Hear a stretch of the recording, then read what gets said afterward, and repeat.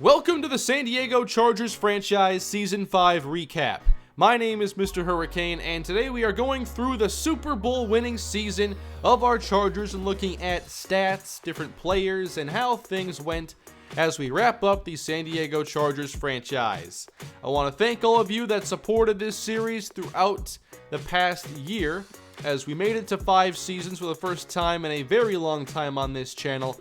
And it turned out to be a really fun franchise. It is definitely one of my favorites that I've done. The games were a lot of fun, and I like the players that I put together to build this team with. So, why don't we begin here by going through the schedule and just seeing kind of the flow of the year, as it was still a year full of ups and downs.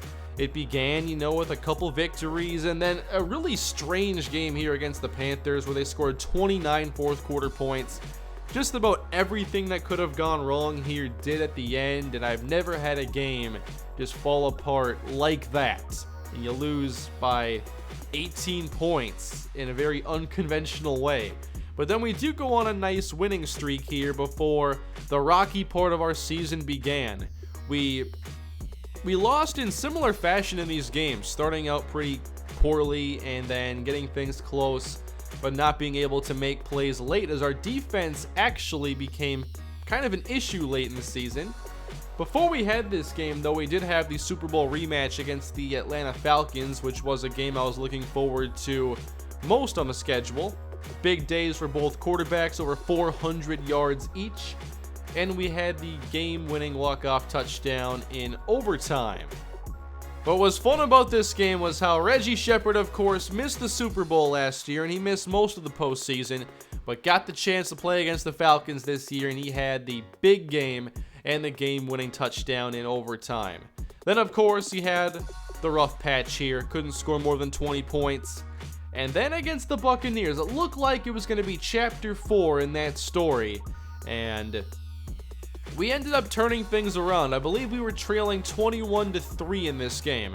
Melvin Ingram came back from injury, and it was a play he made. It was a tackle for loss, like a loss of 5 yards, and after that play, everything seemed to change as the defense began making plays and the offense was able to put together the scoring possessions to give us the ultimate victory. 300 yards here for Cole Hartman, and a really big day on the ground with long touchdowns from Nsekhe, Smiley, and Zach Bogan. One of our best rushing performances of the series, as it turned out.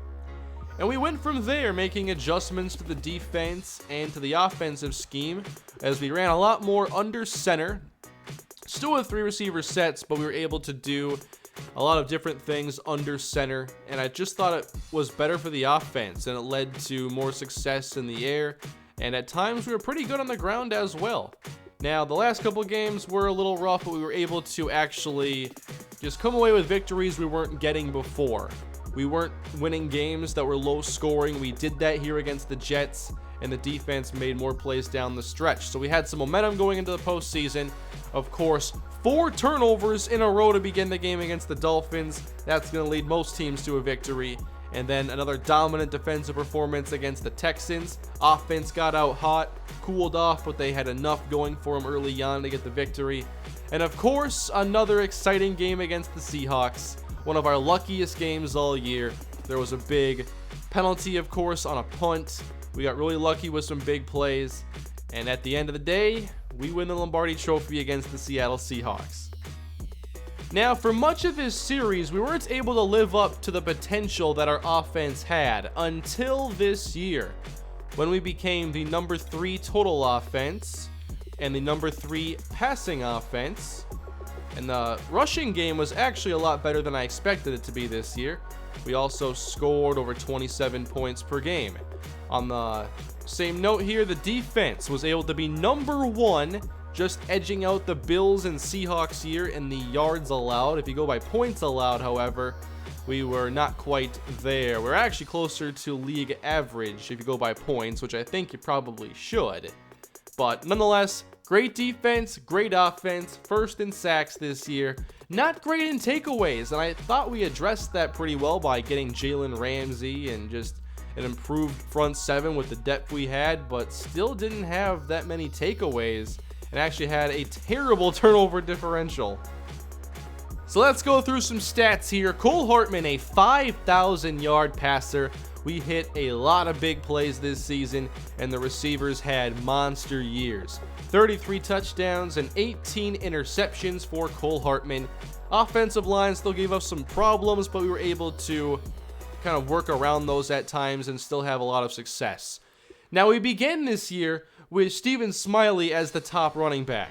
He was so good last year. I thought we finally found the answer, but then he fumbled 4 times very early in the year, and it became Barry Nsecki's job, and he ran away with it. 1,100 yards, 9 touchdowns, only 3 fumbles for him, and I thought Nsecki did a really good job this season. Zach Bogan also did a lot more offensive work than he has ever seen in the past, and he was able to give us 300 plus rushing yards and a few catches. In the air though, this was a really surprising year. Now, I'm really happy Reggie Shepard had the biggest year of his career. 1,400 yards, all the touchdowns. By far his most productive season in the series. And Reggie Shepard is definitely one of my favorite players I've ever drafted. Right now, I'd have to say he is the top offensive player in my eyes that I've taken. Of course, him and Nate Bell are now 1 and 2 when it comes to my favorites in my franchises. But what was so interesting to me all season was how Hunter Henry was so good. 92 catches, 933 yards, and 7 scores. And many of you know, I didn't intend on keeping him after last year. I thought that we could spend money elsewhere, but it turned out that, well, you guys convinced me basically to keep Henry around. There wasn't going to be another way to replace him with a similar caliber tight end, so I decided let's keep Hunter Henry, and that turned out to be a good decision. Then he had Harmon Whitaker as the number 3 receiver, taking over for Travis Benjamin, who was really good last year, but Whitaker was even better this season. He finally got his chance after riding the bench for so long, and Harmon Whitaker had a big-time year for us, 1,100 yards and 8 touchdowns. Now, Keenan Allen began very slow, didn't get the touchdowns, had some drops, and just a lot of things didn't go his way, but still very productive and very active in the Super Bowl, as he was able to make big plays for us. So I think that he was still very good. We had 4 amazing options in the passing game. Outside of those guys, not much. We had a game-winning touchdown for Brashad Perriman. Casey Wilcox had a touchdown as well, but our pass game centered around 4 players. Defensively, we've seen Larry Wilbur become a really good defensive back. He can cover, and he stopped the run so well for us, having 122 tackles on the year and 2 sacks and 2 interceptions. Larry Wilbur had one of the best years out of anybody on the team. Now at linebacker, what bummed me out in the last couple seasons was how Denzel Perryman wasn't the same player as he was early on. Look at the numbers for Perryman, especially in the forced fumble department. Now tackles did go down because he was hurt this season, and then we took away a lot of the nickel snaps in season 5.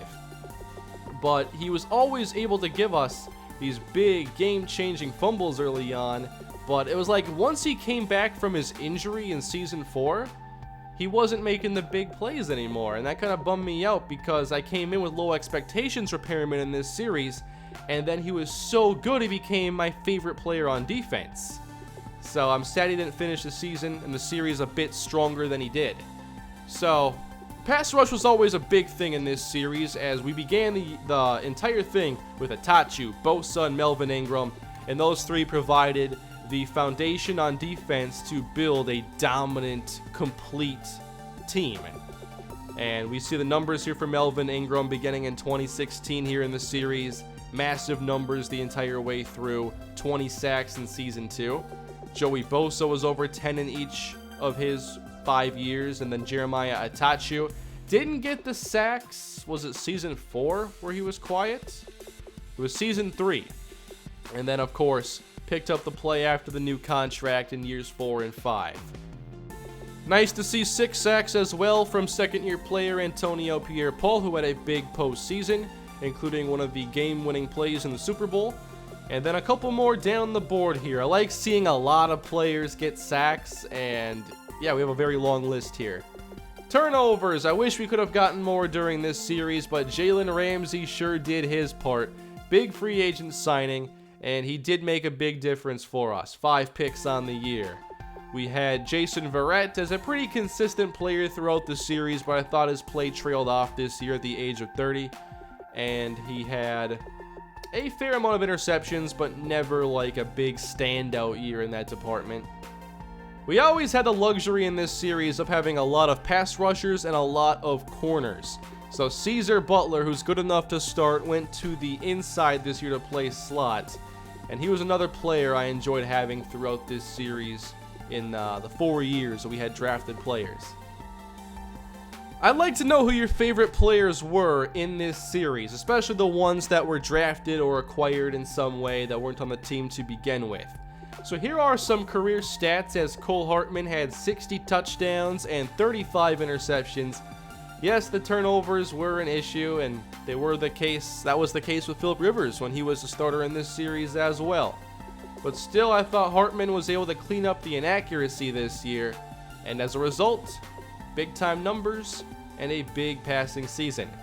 Barry Nsekhe, a mid-round draft pick for us. Was it 5th round? I believe it was.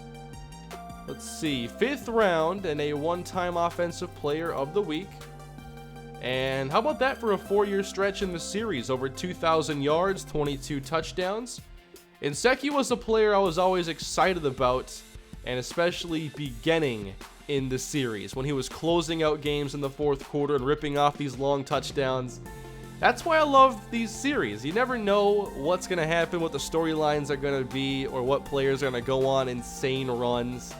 And Barry Nsekhe began his season strong, or began his career strong, and he finishes extremely well after I kind of thought he'd be an afterthought after year 3. Stephen Smiley, year 4 will always be special with the way he carried the offense and put together one of the most impressive 4-game stretches that I've had in any series. So Smiley, despite the lack of success this year, I still really enjoyed season 4. Any other rushing stats here? Zach Bogan never played a whole lot of offense for us, but we'll check on his return numbers throughout his career. Had a career-defining game against the Seahawks in Season 2 with 3 return touchdowns, 5 kick returns in his career, and the punt, of course, against Seattle. We had 4 years of spectacular play from the great Reggie Shepard, nearly 300 receptions in that time frame, and 3,000-yard campaigns, and a lot of touchdowns with a 12-touchdown season here in his 5th or 4th season, 31 touchdowns in 4 years.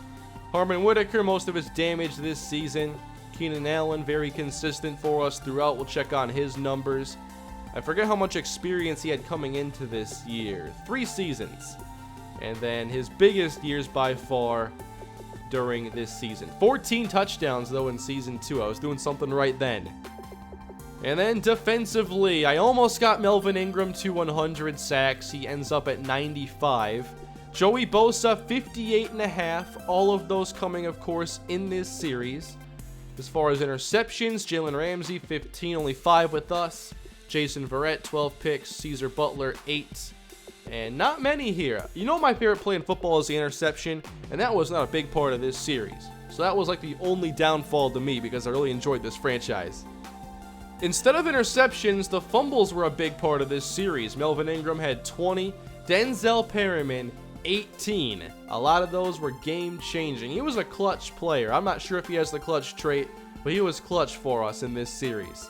And one thing I'll always remember is that we had a lot of great overtime finishes throughout the entire series. I remember the Joey Bosa walk-off and Denzel Perryman getting that big forced fumble. I forget which overtime game that was. It might have been like a Dolphins game or something, I want to say, but I could be completely off there.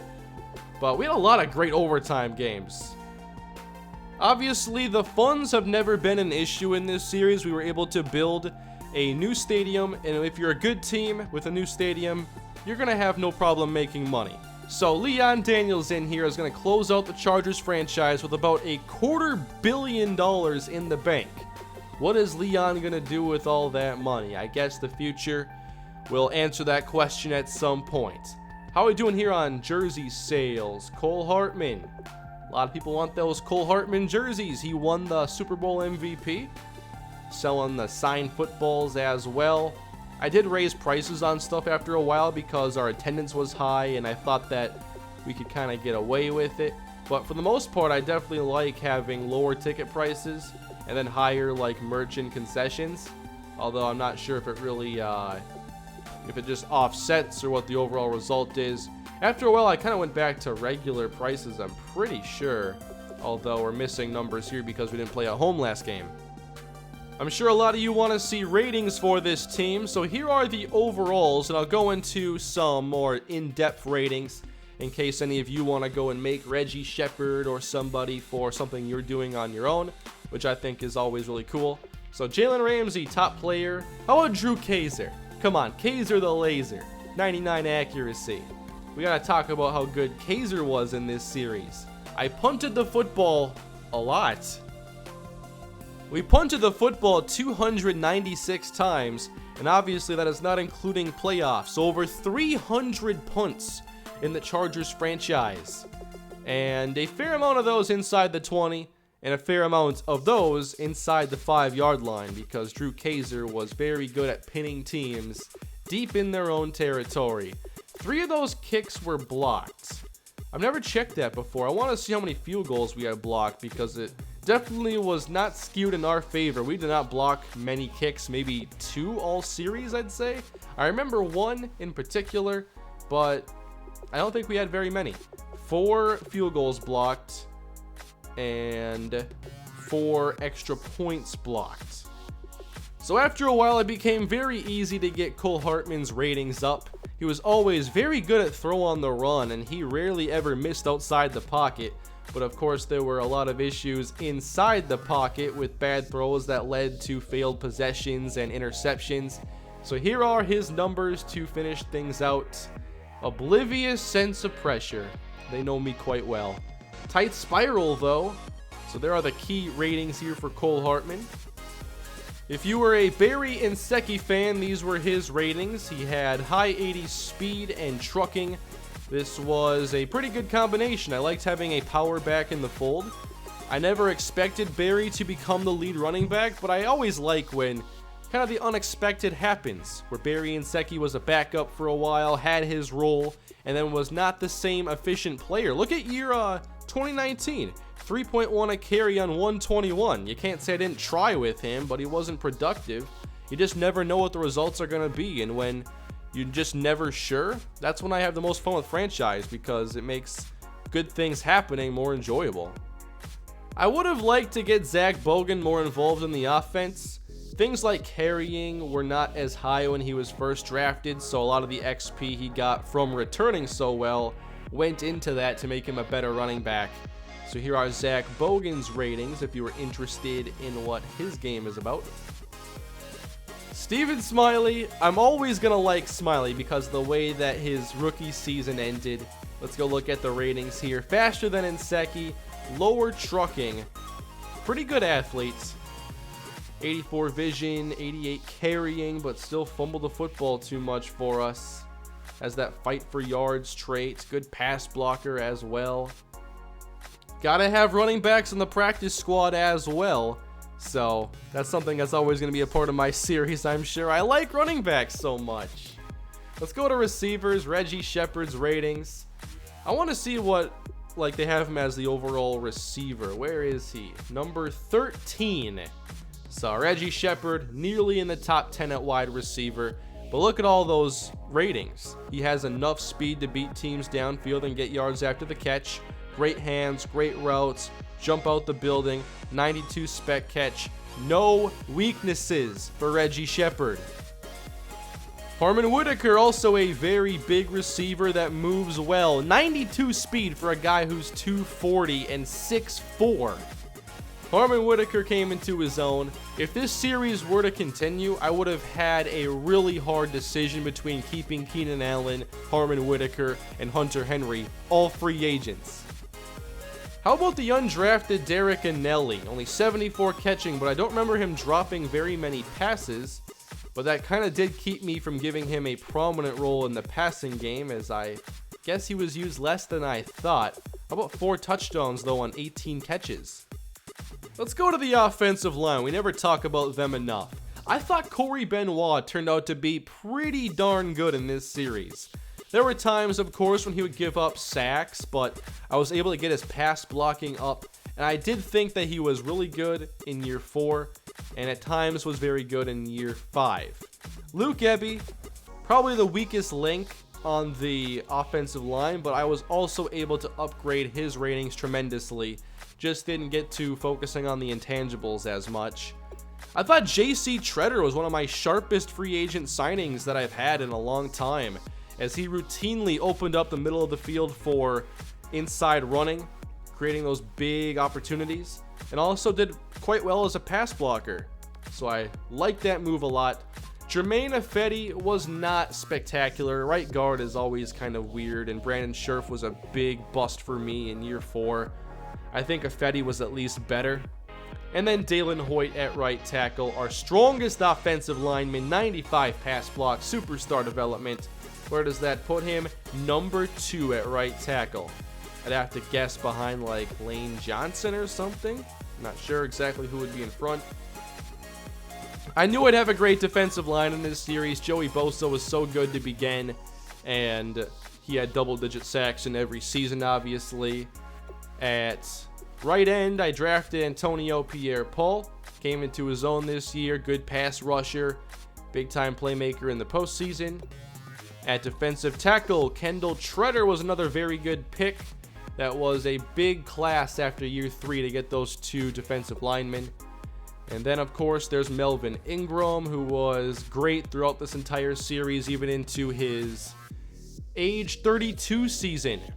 Sadly, I was never able to develop a great pass rusher of my own. Didn't really have the time to with the Treader and Pierre-Paul picks. Remember Taj Wilson, 27 years old now, but 6'6", 302, great speed, and could rush a passer. Did not become a great pass rusher in this series, but closed out with 4 career sacks. A lot of you have grown quite fond of Leonard Howell as well, who would have been a free agent after this season's expiration. And Howell became a really good run defender. He was a player I had run blitz quite a bit, and he's made a number of big stops on 3rd down, and I thought he improved pretty well throughout his time, but never became a great coverage linebacker. Did he ever intercept a pass? He did not, but had 9 pass deflections and 3 forced fumbles. We'll talk a little here about Mike Quick, who was a safety turned linebacker, finally got on the field this year, and he had that game-changing play against the Houston Texans in the postseason to help us seal the victory. Mike Quick was just a perfect fit for that coverage linebacker role. Didn't have the speed to cover downfield, but more than enough to stay in the middle and take care of things. So those are Mike Quick's ratings. Keenan McAllister had some good moments in this series, and here are his ratings. 85 speed and 86 finesse move with some good traits. How many sacks did he have in his Chargers career? That would be 5.5. Then, of course, you have these secondary players. Larry Wilbur, very, very good player in this series. Played some corner, played some safety. I thought he was even better as a safety, though, with the way he played against the run. That was a game changer for our defense. I think he was our best run defender this year, honestly. You can't forget about Tyrone Brightful. Everyone's favorite free safety in the series. Tyrone Brightful, 90 speed, 86 zone coverage. But run defense just wasn't his thing. Spins out Tyrone Brightful became one of the great reoccurring segments of various episodes. He did return after being benched, though, in the Super Bowl, as Dorian Holloway did not play great. He was taking some really bad angles. Maybe 72 pursuit is not enough. And with that, we end another chapter here of Franchise on my channel. Thank you all for the continued support over all these years, all these series that I've done. And we're going to head into Madden 18 now with the Chicago Bears franchise and see what kind of memories and moments we're going to get over the next year with a brand new team. I'm looking forward to it, but I'll always be extremely fond of this Chargers franchise. Even when Madden 18 was out and I still was playing these games on the older Madden now, like, I still really enjoyed them. That's why I wasn't in a rush to get the Bears underway, because I still had fun. I know we had that losing streak, but the games were so competitive and fun that I was so engaged. And I love how we finished off the series. It was a very good way to end it. I was not sure we were going to win that game. I was pretty worried in the fourth quarter that we weren't going to pull it off, but we found a way, and this team was very good at that. Skip Bayless gives Leon Daniels the congratulatory tweet here, and that is how we're going to end things here in the Chargers franchise. I hope you enjoyed the series as much as I did, but I'm looking forward to see what the future holds with the Chicago Bears franchise, which will be starting up here tomorrow with episode 1 as I introduce you to our Bears roster and get the franchise underway. Thank you all for watching and supporting the channel. Please leave a like if you enjoyed the San Diego Chargers franchise, and subscribe if you haven't done so already for much more franchise content coming your way. I'll see you all in the next one. Thank you all again, and have a great day.